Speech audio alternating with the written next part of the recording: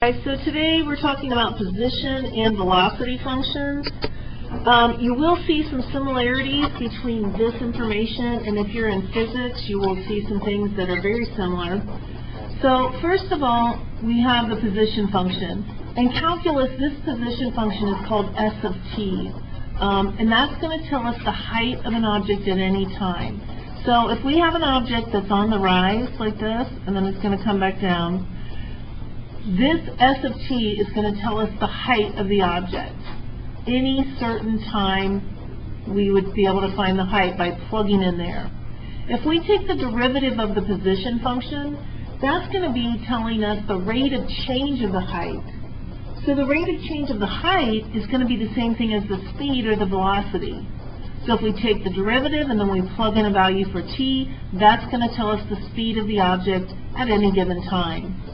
If we take the derivative of the velocity function, we go down to the acceleration function, because acceleration is the rate of change of the speed. That's what acceleration is defined as. Average velocity is not calculus. It is basically just algebra 1. To find average velocity, we have to find the change in the height over the change in the time. All it is slope.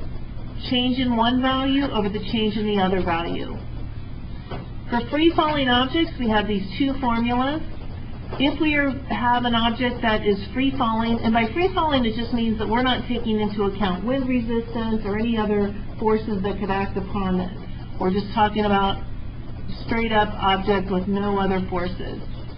And the meters, if the object is in meters, it's going to be s of t equals negative 4.9 t squared plus v sub o.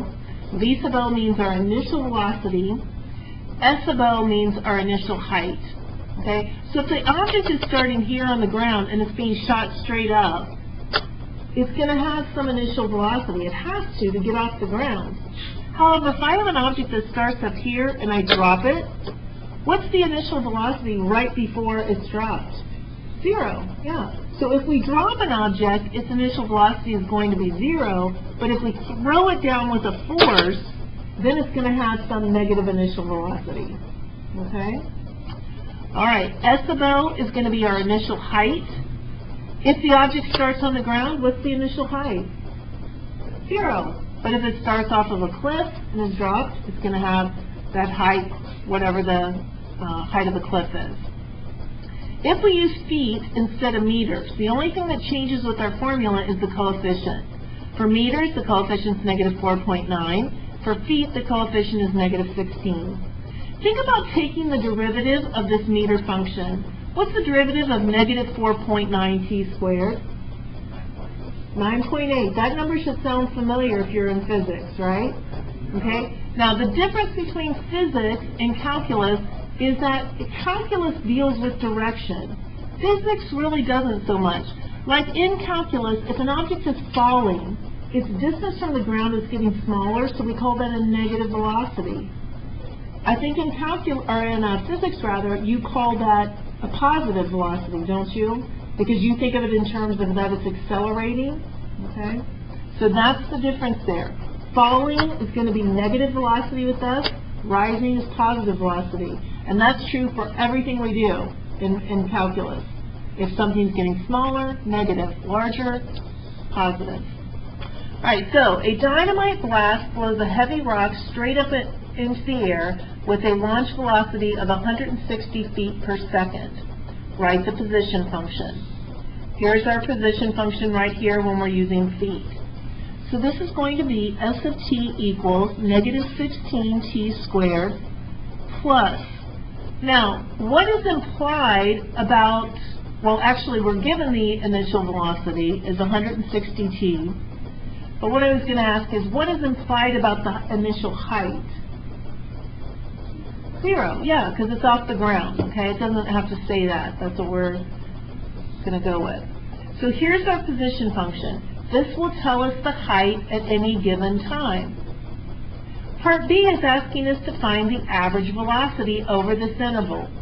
This interval is time. So this is saying from 3 seconds to 5 seconds, what's the average speed over that interval? Well, I have to find the height then. So I'm going to have to compute s of 3. So negative 16 times 3 squared plus 160 times 3. I'm going to use my calculator to figure that out. And we get 336 feet. So at 3 seconds, that's the height of the object. Now I'm going to compute for 5 seconds to see its height. So negative 16 times 25 plus 160 times 5 gives us 400 feet. Just writing that out. So that's going to give us 400 feet. So now to find the average velocity, that's going to be the change in these two over the change in time. So we would have to do 400 minus 336 over 5 minus 3. See how that's just slope? Y sub 2 minus y sub 1 over x to 2 minus x sub 1. So this is going to give us 64 over 2, which is 32 feet per second. That's the average speed over that time. If we could take all the speeds of every second, every even hundredth of a second, and add them all together and find the average, that would be it. Part C. This is asking for the velocity function. What did we say we do to position to find velocity? Take the derivative. So the derivative here, Anna, what's the derivative?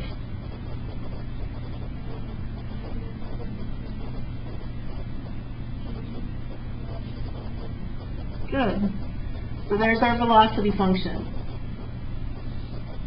Now, part D is not really based off of part C. It says, what is the velocity of the rock at its highest point? So picture this pen as being the rock. It goes up like this, and then it comes back down. What must the velocity be when it's at its highest point? 0. Otherwise, what's going to happen? If it never has a velocity of 0, what happens? It keeps going forever. Okay, so the velocity must be 0 at the highest point. Find the instantaneous velocity of the rock at 9 seconds. Well, that's not something we just know, but we have our velocity function right here. So if I want to know the instantaneous velocity at 9 seconds, I'm going to do v of 9 equals negative 32 times 9 plus 160. So we're going to type that in. And I get negative 128 feet per second. What does this negative velocity tell me about the object? It's going down, yeah. At 9 seconds it's falling. Okay, look at the next one. How long does it take the rock to reach its maximum height? Think about that for a minute. We're trying to find time. How much time does it take for the rock to reach its maximum height? Any ideas? Is there anything we know about the rock at its maximum height? Yeah, we do know it takes it less than 9 seconds. That's true. What else do we know, though? The velocity is 0, right? Don't we know that? So we have to take our velocity function right here, negative 32t plus 160, and we know that when it's at its maximum height, the velocity must be 0. So that's all we have to do. In fact, anytime you want to find the maximum height, you're going to set v of t equal to 0. So solving this then, I'm going to do 160 divided by 32, and I get t equals 5 seconds. So that's how long it's going to take for the rock to reach its maximum height, is 5 seconds. Now think, guys, because this is going to get gradually a little more difficult. What is the maximum height of the rock? How would we find that? What is the maximum height? We know how long it takes. How do we figure out how high it goes? position function, what am I going to plug into it? 5, yes. So I have to find S of 5. So I look back up here at my position function. So it's going to be negative 16 times 5 squared plus 160 times 5.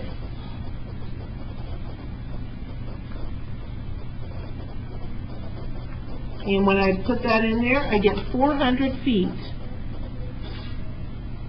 So that's the highest that it's going to go. It's going to go up to that amount. Part H.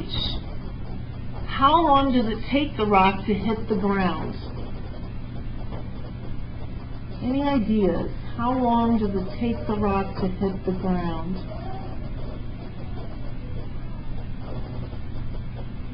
Jacob, why do you say 10 seconds? You're actually right. So, was it just a good guess? Or did you have some thought behind it? Oh, I don't know. I just thought it would take 5 seconds to go. You're exactly right with that rationale. If it takes 5 seconds to go up, it's going to take 5 seconds to come back down. But here's the problem with that. That works fine if our object is starting on the ground. But if our object is starting from a ledge like on my desk and it's going to go up and then it's going to hit the ground, that's not going to be a perfect amount there, is it? So I like your thinking, but what's another way we can do it? What's true of the height when it hits the ground? What's the height when it hits the ground? 0. So can't we also take our height function and set it equal to 0? So we could just double this as long as it's a perfect parabola, which our case was. But watch what happens here. I factor out a negative 16t, and I'm left with t minus 10. So what do I get if I solve this part? What am I going to get for those t values? 0 and 10. Does it make sense? 0 seconds it's on the ground, and 10 seconds it's on the ground? Yeah, sure. So that's going to be our answer there. Part I. Find the velocity of the rock when it hits the ground. Think about this. Do we have a function that tells us velocity? Velocity function. Pretty obvious, huh? Do we know how long it's going to take for it to hit the ground? 10 seconds. So therefore, we're going to do V of 10. So negative 32 times 10 plus 160. Negative 320 plus 160 is negative 160 feet per second. Can somebody tell me why that answer makes sense when you think about it?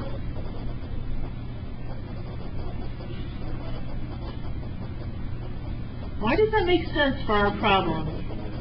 Yeah, our initial was positive 160. So doesn't it make sense that at the end it's going to be negative 160? Because what's it doing at the end? It is falling, so therefore it's negative, and because it's a perfect parabola, it's going to be 160. When I say parabola, I'm talking about the comparison between time and height. See, the actual path of the object is straight up in the air. But if I were to compare the height and the time, can you see how it would end up being a parabola? That's not the path of the object, but that would be the path comparing the time to the height. Make sense? All right, letter J, hardest problem one here. What is the velocity when the rock is 256 feet above the ground? It takes 2 steps to do this. Any ideas? Jacob? Okay, you're right. We have to do 2 things. So first, I have to take my position function, and I have to say this position is equal to what? 256, right? So now to solve a quadratic, I see all kinds of ugly algebra on problems like this, where people want to factor out a negative 16t. Can't do that. This is a quadratic. We have to get it set equal to 0. We have this. Now I'm going to want to divide through by negative 16, and I get t squared minus 10t plus 16 equals 0. All I did was divided the entire equation by negative 16. We're allowed to do that. How does this factor? T minus 2, T minus 8. So my answer is T equals 2 and 8. So what is that? Is that my answer? That's the time, isn't it? That's the time it's going to take for it to be 2:56. See, look, here's our comparison. I know right here at 5 seconds, it was 400 feet up in the air. Well, that's fine. So at 2 seconds, it's 256 feet above the air. Above the ground, rather, not the air. Okay, so how do I now find the velocity? Plug in to where? Velocity function. Plug in 2, or you could plug in 8. You'll get the same answer because it is symmetric. So negative 32 times 2 plus 160. Let's just figure that out.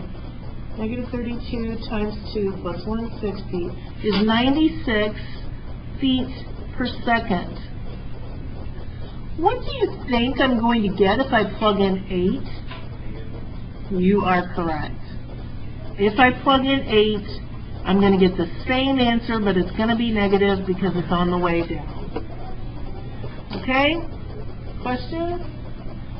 All right, so you have no homework tonight. We're going to finish the notes, and then we'll be good.